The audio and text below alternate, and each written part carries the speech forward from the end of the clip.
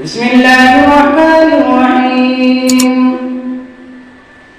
ইয়া আইয়ুহাল্লাযীনা আমানু লা তুলহিকুম আমওয়ালুকুম ওয়ালা আওলাদুকুম আন যিকরিল্লাহি ওয়া মান ইয়াফআল যালিকা ফাউলাইকা হুমুল খাসিরুন। আল্লাহ রাব্বুল আলামিন বলেছেন, হে ইমানদারগণ, হে মুমিনগণ, যারা আমার প্রতি ঈমান নিয়ে এসেছো, লা তুলহিকুম, তোমরা হালাক হয়ে যেও না, তোমরা ধ্বংস হয়ে যেও না, আমওয়ালুকুম, মালের জন্য, ওয়ালা আওলাদুকুম, এবং সন্তানের জন্য, আন যিকরিল্লাহি, তোমরা আল্লাহর জিকির থেকে, ওয়া মান ইয়াফআল যালিকা ফাউলাইকা হুমুল খাসিরুন। এই কারণে তারা আল্লাহর জিকির থেকে গাফিল হয়ে থাকে। যে সন্তান ও সন্তানের জন্য আজকে মানুষ আল্লাহর জিকির থেকে, ইবাদত থেকে, বান্দেগি থেকে দূরে সরে থাকে।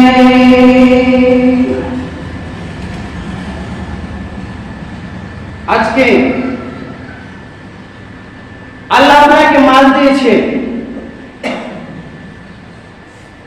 সে মালের বিনিময়ে আল্লাহ আপনাকে সন্তান দিয়েছে, সে সন্তানের বিনিময়ে আজকে আমরা কি করি? আল্লাহর জিকির থেকে কাফের হয়ে থাকি, আল্লাহকে স্মরণ করি না। আজকে আমরা আল্লাহকে দেখে ভয় করি না, শুধু মালের কারণে, সন্তানের কারণে। আল্লাহ রাব্বুল আলামিন রাসূল সাল্লাল্লাহু আলাইহি ওয়াসাল্লাম বলেছেন, আব্দুল্লাহ রাদিয়াল্লাহু তাআলা মতে বর্ণিত আছে, তিনি বলেন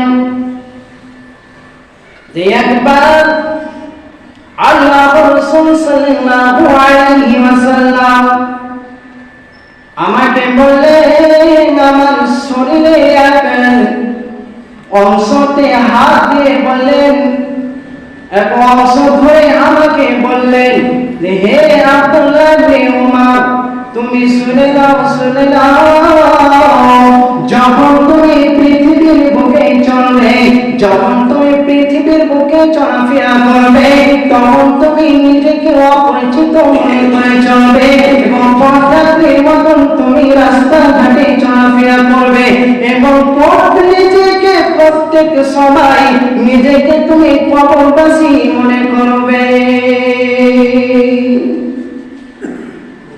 আল্লাহ রাসূল হযরত আব্দুল্লাহ উমর রাদিয়াল্লাহু তাআলা আনহু এই কথাটি বলছেন, যখন তুমি রাস্তাঘাটে চলাফেরা করবে, তখন নিজেকে অপরিচিত তুমি মনে করবে, কখনো নিজেকে পরিচিত মনে করবে না।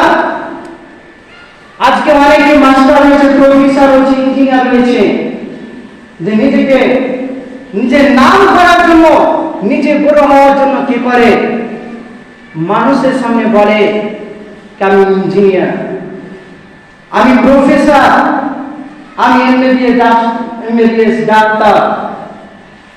কি কারণে? শুধু নাম উজ্জ্বল করার জন্য। কিন্তু আল্লাহ রাসূল বলছেন কি তুমি নিজেকে কখনো পরিচিত মনে করবে না, অপরিচিত মনে করে চলবে রাস্তাঘাটে, আর সব সময় প্রত্যেক ক্ষণে নিজেকে কবরবাসী মনে করবে। হযরত আব্দুল্লাহ উমর রাদিয়াল্লাহু তাআলা আনহু বর্ণিত আছে, তিনি বলেন যে উমর বলতে, যখন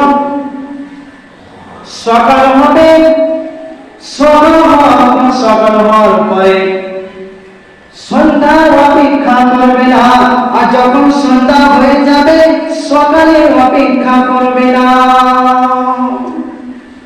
যখন সকাল হবে তখন এটা অপেক্ষা করবে না, এটা মনে করবে না যে কখন সন্ধ্যা হবে, কখন রাত হবে, ঘুমাবো, এটা কখনো মনে করবেন না। কেননা এজন্যই কথা বলে যে সব সময় কি করো, যে পৃথিবীতে বেঁচে থাকার আশা করা যাবে না। হয়তো আপনি জুমা পড়তে এসেছেন, আপনি যেখানে বসে আছেন ওখান থেকে লড়তে পারবেন না, হিলতে পারবেন না। যে অবস্থায় বসে আছেন আপনি সে অবস্থায় মৃত্যুবরণ বসে বসে আপনার জান কবজ করে নেবে। মানুষ মরতেছে, আপনার আত্মাকে নিয়ে চলে যাবে বসে বসে। এই জন্য বলছে কি যখন সকাল হবে সন্ধ্যার অপেক্ষা করো না, আর যখন সন্ধ্যা হবে তুমি সকালের অপেক্ষা করিও না। সবসময় নিজেকে কবরবাসী মনে করো, সবসময় মরণকে দিকে স্মরণ করো, মরণকে দিকে ভয় করো। হযরত আব্দুল্লাহ ইবনে মাসউদ রাদিয়াল্লাহু তাআলা আনহু বর্ণিত আছে, তিনি বলেন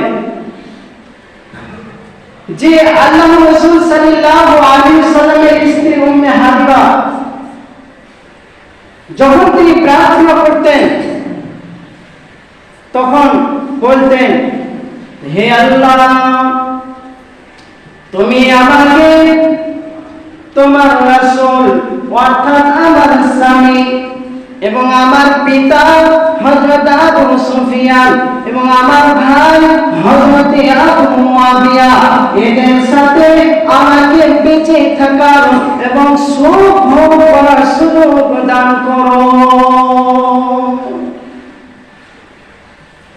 যখন এই কথা শোনা তখন আল্লাহ রাসূল বলেন, উম্মে হাবিবা,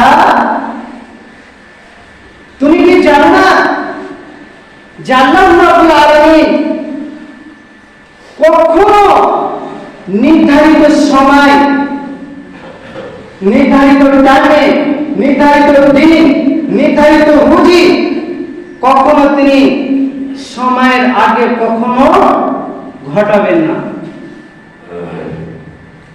এবং সময় পরেও তিনি ঘটাবেন না। তুমি যদি আল্লাহর কাছে জাহান্নামের আগুন থেকে পরিত্রাণ চাইতে এবং কবরের আযাব থেকে পরিত্রাণ চাইতে, তাহলে তোমার জন্য উত্তম হয়ে যেত। তুমি যদি এই প্রার্থনা না করে জাহান্নামের আগুন থেকে, কবরের আযাব থেকে আল্লাহর কাছে পরিত্রাণ চাইতে, তাহলে তোমার জন্য এটা উত্তম হয়ে যেত। আমাদের উচিত,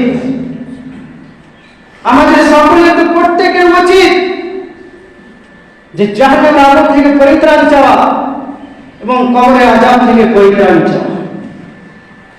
না আমরা কি মরণকে দেখে স্মরণ করি? আজকে আমরা দুনিয়ার পিছনে পড়ে আছি, শুধু মাল আর মাল, ধন আর ধন, টাকা আর টাকা,